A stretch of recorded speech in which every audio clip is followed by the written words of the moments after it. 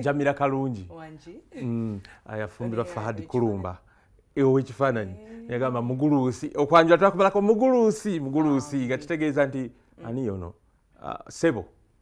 bwe kityo naye nga tutuuse olunaku lw'eggulo nga twabagambye tugenda kulabako ku lugambo oluzze lumenya likodi mwaka kubajjukiza mukuba abamu temwabiraba abalala bagamba nti kamemore muwadde mwaka gwa lugambo lwerere naye ekyakabi abasinze okukola olugambo namba 2-3 nga bafu nekitegeeza maanyi g'abantu ge babeera nago namba 1 okulonda kwa bonna konna omugenzi ow'erinnya atalyerabirwa atazikawo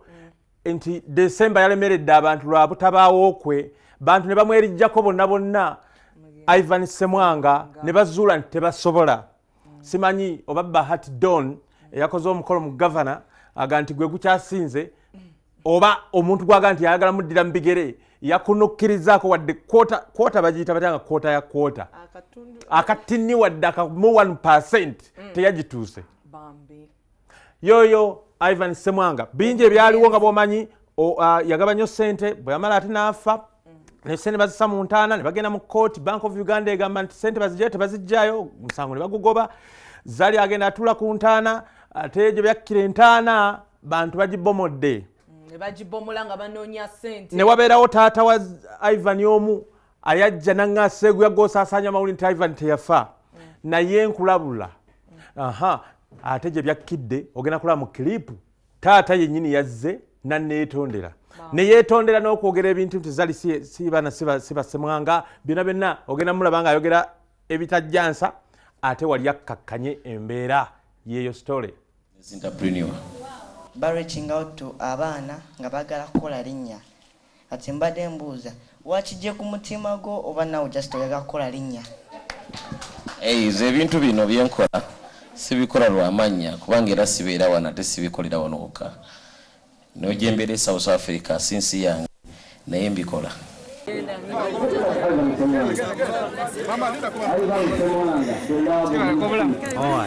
abadde muno nnyo Zali mwogerako kintu kimu nti abadde akola ku Brooklyn City College era Zali nze mulaba South Africa bwabanga ekiraabuuka n'agenda gy'agenda emisana kuva ku saa 2 nga tuli Pontinze paka ku saa 11 abeera ku ssomero mwasula mu ssanduuku ne mu ntaana bwabaddeyo busente ki firi kyabadde kabadinga bw'onogamba abantu tibazikomu ne bateekayo busente kutono busente obutawera mitwalo 18 kamera zammwe byazimbagazza era bwe mwavuddeyo tetwagala abantu nakutwononera mwazikoze mutya ku muganda waffe nti bamuziba mwazikoze mutya bwe mwavuddeyo bali abatereze sentaana ne busente babugjeyo ne babuyolayo nga tebwera na mitwalo 18 nti Ivan Mulamwera bamukwatidde Pretoria ani akisuubira ebigambo byasoma tubimwogera bijja baletera obuzibu munnamawulire omu ajja kukuba ekintu nati mwetekako peji nti nze gundi babita salinze nkyetadde Sseguya bagende bakunoonyerezeeko bakuyite mu kooti ojulire ekigambo ky'owandiise Zali mwaddamu okolagana bulungi ne musiima n'omusiima tomusiima kubanga yalina abaana baffe embiranye ate lulimbu si baana si bammwe ebiki bwalokoka ne mukikkiriza Sseguya ebyo twebimbuuza kakati biri okyabijjukira by'oyogera ati abaana tebasiba bifuvufuvu ebyo bigobugobu bannange Sseguya nkwegayiridde ebyo tobimbuuza ani obyogera si ye gwe kyo twakyogera nekyeggwa naawe Sseguya mwali mubyogeza ki ebigambo byali biyitingana ebibyo ennyo naye nayogera naawe ekintu ekyo kyaggwa Sseguya mu ssente wali ewedde bulungi wano Aizali Zari Hassan eyali mukyala we atutteyo eddogo lye ate kati kwentaana bazitulako wano mu Buganda wabo si mulundi gumu 2-3 wali nga bagisimye bajjayo ssente naye omusajja oli ayogedde yaga nti baali bazijjayo dda naye alimba ye yali alimba era omulabye nti oluvannyuma yazze ekyo lunaka kuteggulo ng'agamba nti biri banna ebyaggwawo kati tuli bulungi n'abaana ddala ffe twazula ffe tubazaala kikulu mwalimu okukaanira ssente nga bw'ojjukira omuntu ng'afudde ow'e Buganda amalindirizi gaba mangi okukaanira ebintu by'omufu mu namba 2 Lawrence Mukiibi oyo ye yafuula muli Ivan omutuukirivu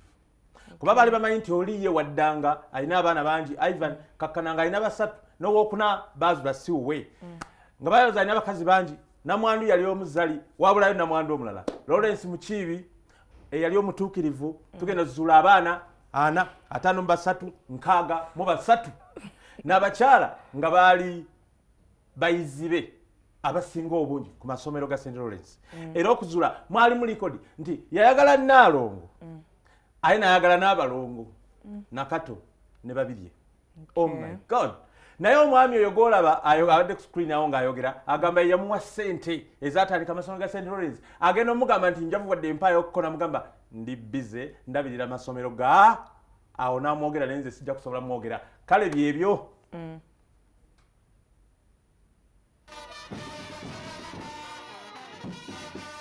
nze Juko Steven Mukiibi wamumanyi otya Lawrence omugenzi kumulekana mwenda twasinkana mu lukiiko lw'abayizi abasomera ekiswera ewamwami Kakinda Mbaaga e Makerere University awo twava ne mumanya nti akola mu Kampala Parents ntubeera ba mukwano ne mugamba wayise wakabanga nti lwaki okkiriza okukozesebwa tusale amagezi naawe otandike essomero eryo olwo gwenga olimba amasomero nganze ndimi amasomero ndi mu progressive ng'atinta butinsi gwe mwatandika progressive secondary school ne mukulu eryakabi ennyo lyasomesa abaana kumpi Kampala yonna n'oyita Mukiibi akola ki muyita Mukiibi tuga tufuna ebizimbe ebyagula Memorial Primary School omutaali bantu nemwe emitwalo 32 mwami Sebaana ne bananyina yagule Sebaana Kizito ne batupangisa essomero eryo netutandika progressive O-level school ne mmalamu emyezi 6 nanze headmaster nga Mukiibi wamuwaki namwe emitwalo 32 ekyo bagitegedde wamuwa kinga atandika abasomesa nemuwa abasomesa nemuwa typewriter ne secretary yasooka Sala Nalweiso yayitanga mukyala wange mulamu wange nemumuwa nolwaleero yaliyo naye bwe nafuna mwakazibu bwajja buti obwo newola sente mu banka nezindemu okusasula ngenda mugamba nange nga bantwala nange ne mwami Juko ndi very busy ndabirira amasomero gamu ogambye go yali mukwano gwo nnyo okutuuka ku ki ekiraga nali best man ku Mbagayi ng'awasaani ng'awasa mukazi we Florence Kungu omukyalo Mukikuyu yafuna ate Omukikuyu yajja ate okuwasa munna Kenya yamufuna ali Kenya ng'asomesa Kisi n'afuna Florence Kungu gwe bazaala Erale Enakuru agenda muzaala ng'alina abaana byazaala mu kibiina abaana 2 bemmanyi yabazaala mu kibiina ki mu senior 4 Justin Tulina 1969 n'omulala muddako Semakula Peter banaataano mu abasatu lwabawezezza simanyi bana badde mwesimisa temunnange yafudde abaana ababe alese abatuusiza kubanga ate abange bakyali bato ate ngenza okulaba ng'alinayo n'abaavula omusajja jakidde tayogedde bulungi badde manyi nti yeesiimisibwa ye wakiri abaana bakuze ngenza okulaba balina baabava waliwo nno n'abalina munnange bebajja ku mabeero gyoziika n'abatasobola mbu waliwo n'ab'embuto abaasigala naye okuzaala si kubi naddala nga weesobola bayibuli yagamba muzaale ali kibi kuzaala nga teweesobola nga kugamba ozaalira nsipekaawo naddala single mothers beeyongedde nti mmwe ozaala buzaazi n'ogenda namba 3 era gatwaga nti bonna bafu afande Andrew Felix Kawesi mukatuliki munnange oyo ye yamenya likodi ye muntu eyayagalwa ennyo ng'abantu tebamanyi nti bamwagala yamala kufa abantu ne bategeera nti bamwagala n'abamuse n'abamutooba ne bategeera nti ebintu badde yavaako ebintu bingi okukyuka nti n'abapoliisi bangi abaasoma ba Nixon baani agasirwe n'abalala bangi birina enneekuusa gye bikola ki gye byekuusa abantu bayibeyo bangi abaasibwa ku nsonga eyo ey'omwami oyo okufa n'omukyala yavayo Mbabazi nti ebitongole ebyokwerinda naddala ebikesi bize bikoonagana lwa Kaweesi iso poliisi lwa nsonga ya Kaweesi oyo gwolaba omwagalwa w'abangi yakubwa amasasi jjukira eri ewuwe yali ava waka bw'ati bagamba nti nno investigations zisooka ziragira nti nno bwe baali bamunoonyerezaako ddengeri y'okumutta finally omu ku bali baganzi be eyaweebitebwe nga bwesoogedde naawe obujulizi nti kati emmotoka nti bwenaafuluma ewa Kaweesi nga omanyi naku zino government cars security naddala zirinamu mu maaso wali akataala akajja kaaka bwekanaaba kaakabwe kati omanya mwali bwe kaba tikaaka bataliimu temulona masasi gammwe ndowooza kati muveeko oyo naye nga katutandike ku balamu abakoze amawulire munamba 4 Olugambo olwo namba 4 mulimu Bobi Wine His Excellency from Ghetto to Parliament From ghetto to parliament. From rags to riches. Yakyusiza obulamu bw'abavubuka ab'enjawulo. Ebitagambika n'abawa essuubi. Abawadde essuubi. Aliwa ye. Nti nno ne President Museveni yagenda okunoonya akalulu ka Stella Ssebalweggayaza Kasangati yagamba akalulu ke Kasangati akalulu ke Kyaddondo East nkakwasiza Katonda nga ye kimusomedde ekiriyo yeyorale. By the way, nono mchala spokesman wa NRM yagamba nti okwo okulonda engeri gye yakulabamu kwetabamu ne batabani be ebitagambika abantu bangi bakwenyigiramu ne balaga nti ekintu bakyagala.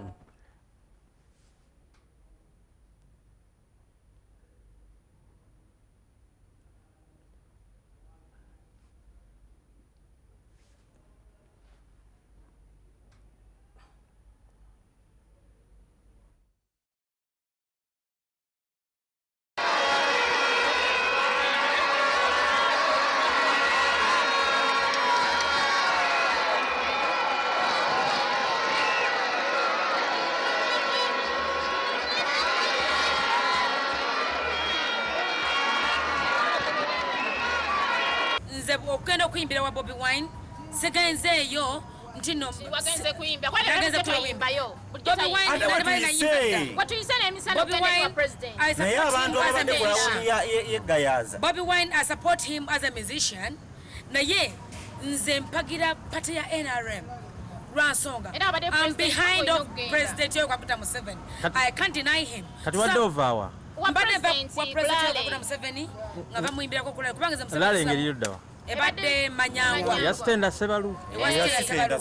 nze Museveni wonna wabeera ne president Lesa ayogera wapangisibwa ngo yimbawo wonna wabeera ne wabawa nyina okubaawo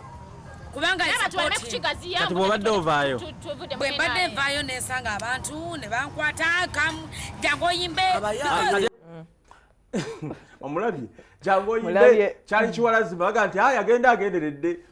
naye ate toyinza kumanya kyali ku ye oba ddala yekika mu kkubo ne bamutwala ayimbe ku mpaka naye nga kyasuka nti nga buli wamu woyita tosobola yitawo ng'oli NRM nti yeteba atayimbe baali batuusa okwokya n'emmotoka ye bambi obitegedde bulungi so kwavaako ku Bobi Wine n'abantu okwerayiza mu ghetto eyekamwoca ne weerayizaayo simanyi yeri ne weerayizaayo Buchamani Kabaya ne yeerayiriza muyo mu Kisenyi simanyi ono ali muganja gaye omuyaye ganja yeerayiriza eri kwegamba byebyo naye Bobi Wine n'ayagala akamyu n'embogo nti n'obwa ghetto president n'abusigalako ate n'obwa MP n'abusigalako n'akubomugo mu parliament kwegamba togikwatako byonna n'afuuka bw'atyo mu nnamba 4. That is best of 2017 Lugambo. Nencha tuleetayo ebisigadde. Tugenda leeta ebisigadde oyina kubanga weekumira ku program ekyenkya naye nga tukugamba gwatudde waka genda okole obeere ng'osobola okutuukiriza ebiruubirirwa byo omwaka 2018. Tukwagaliza olunaku olulungi genda okakalabya emirimu. A good morning to you. Mbadde omumbejja ndagirwe Leila ne munange Josephat Sseguya president wa bonna abakologamo. Mubeere bulungi mwera.